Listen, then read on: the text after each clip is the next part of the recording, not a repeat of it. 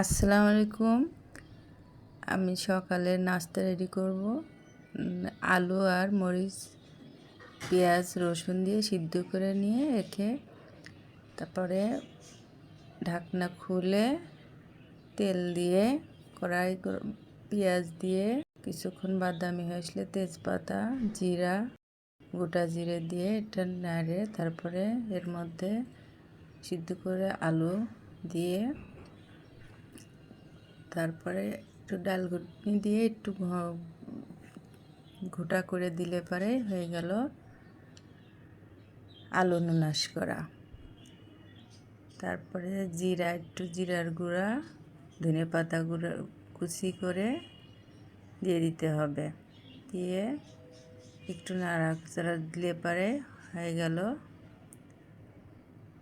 আলু নুনাস করা। সকালের নাস্তাতে এভাবে রান্না করলে খুব মজা হয়। তারপরে আমি একটা ডিম পোচ করে নিব, একটু লবণ দিয়ে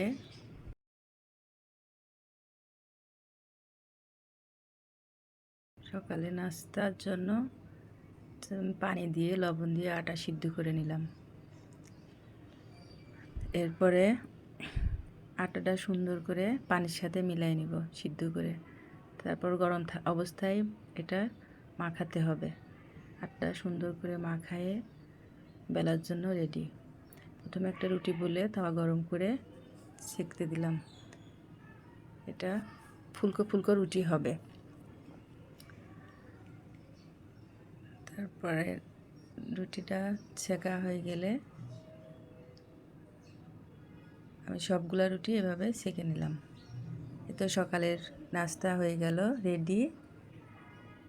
আসসালামু আলাইকুম।